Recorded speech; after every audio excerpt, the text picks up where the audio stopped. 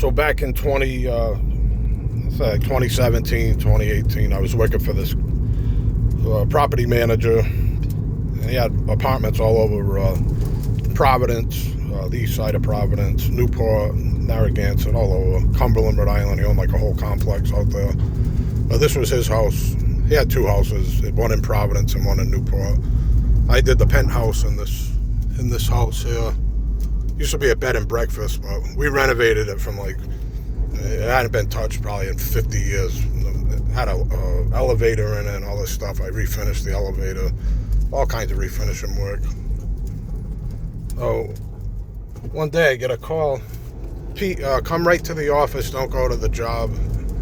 We got to talk to you. I said, okay. I drive to the office. I'm like, what the hell's going on? Yeah, you're the only one with the key to that house, and the guy's wife, her wedding ring's missing.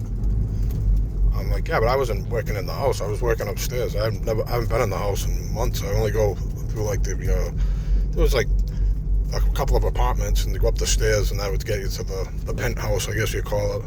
So I said, I didn't go in the house. And he says, well, you're the only one with a key. I said, well, the general contractor's carpenter has a key, because I saw him going through there. They go through the main part of the house because it's a little easier than going up that tight stairwell. I said, I saw the guy Keith putting the key in the door and opening it. Oh, well, besides him, you're the only one with a key. So I said, did she look around good? Because I have sisters, and they lose their jewelry and all kinds of stuff, and it's just misplaced. Because I'm telling you the truth, I'm a lot of things, but I'm not a thief. So he says, well, you're just going to work at the office. They had like a shop at the office in Providence. So you're just going to work in here for now. So I wanted to quit. I was like saying, screw you, I didn't take anyone's ring. Showed up, why the hell would I do that? So anyway, I saw the owner of the company like a couple of days later. Hey, how you doing? His name was Mike. Hey, Mike. He just gave me a look and like shook his head like, yeah, you're the asshole who stole my wife's ring, I can tell. But, all right, I'm not going to quit because I don't want to look like I'm guilty. Time goes by, now things go kind of back to normal, but I still got that like gnawing in my craw, sticking in my craw. So, I don't know, about 3 months later I ask my boss, hey Chris, did they ever find the ring? Oh yeah, they found it. She had put it in the windowsill, and she went to take a shower. She shut the window. It was underneath the window in the sill. I said, you guys didn't have the nerve to like come to me and say, hey, Pete, we're sorry. Like if you felt like we were accusing you, we just didn't know who did it. And, we know we found it, so obviously you didn't do it. So we apologize. Nothing. I said, so you let me sit with this like in my gut, like I was like sick about that. I don't like being accused of stealing anything. So anyway, I had a couple more incidents at work, and I was like, you know what? I deserve a lot better than this. I said, hey, to my boss, Chris, unless I can work by myself alone, because I was getting fed up with my manager. I'm like, something happened with him too. But anyway, I told him, unless I can work on my own and just do my own thing, I don't want to work for you anymore. Oh, you can't do that. I'm like, well, sorry, but that's how it is. So, we can't make special arrangements for you. You have to, like, do this, that, and the other thing. So you have to talk to the other guys. All right. And I said, I quit. Well, you quitting? I said, yeah. And they called back. They begged me to stay. Too many incidents with this company. Like I said, I've given you nothing but loyalty. Worked my ass off for you, and I'm not doing it anymore. And I started my business a month later. It's sick of getting, I hate humble pie. It's like, yeah, just do what they ask you to do. Don't give them a hard time and all this. That whole thing with the ring, that's what really pissed me off, though. And a couple other things. My boss, he'd get my check in the morning sometimes, and he'd unzip his fly, and he'd stick the check in his fly. And he'd go, come get it, baby. Like, he thought he was being, like, really hilarious.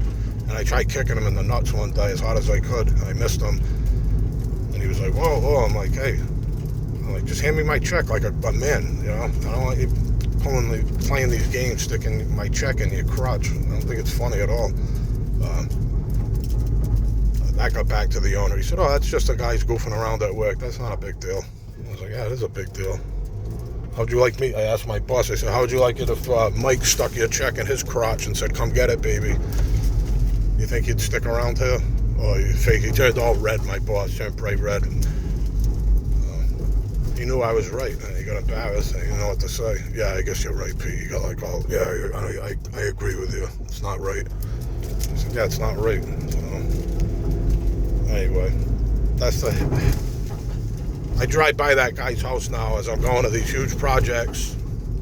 Because he said something like, oh, he'll have, because he found out I started my own thing. Oh, he'll get a few jobs, and then he'll be crying to come back to work for us. You watch. He'll run out of work before you know it, and he'll be calling you for a job. I've never called them. My manager ended up quitting there. The guy who ran it, he started his own property management company. And he's hit me up a bunch of times to go look at jobs for him. And when he called me, I was working for a billionaire. I said, well, I'm working for this lady. He knew who she was. Her father was very well known. I said, I'm working for the billionaires now, so they got all kinds of work for me, so sorry. Oh, really? You could tell like he was all jealous and like couldn't believe what I'd done with my life in a few years. I guess I said, I come work for you, but I'm working for this billionaire lady and she's got a bunch of work for me, so I'm not going to throw that away to go do an apartment turnover for you or something, whatever you're looking to get done. Anyway, no hard feelings on me and him talked. We got along. It's just a crappy. That's why I don't work for people anymore. I'd rather starve and live in a box than put up with that crap I get. I'm just not built like that. I tried to be like the company guy and all that. I've done it at 2 companies, and I did everything that you think a good employee should do. Show up early, stay late, do all this stuff. Take all the extra shifts if they needed like help on the weekend. Sometimes they'd ask, and they like walked all over me. I even thought to myself one day, like, maybe I should start knocking people out again. And then people might like be like, even like with the GCs and the developers and stuff I work for. So I think it's time I start punching people in the face again. I was like, nah, I can't go back to that. I'm too old for that shit. But I was like, maybe they'll show me some respect if I like crack a few of these guys in the face. I've been known to do that in the past. But, 54 years old now, but it's time to grow up, I guess. But that did cross my mind a few times. I just punch one of these guys square in the face, they'll be like, whoa, what the hell just happened? But anyway, it's hot today. I haven't had anything to eat, and I'm a little dehydrated. But I wanted to tell you the story about that company I work for. I drive by that guy's house every time I go down here now. It's actually like right on the way to the jobs I'm doing, but it's like, yeah, I called you back crying for work. All right, guys, have a good day.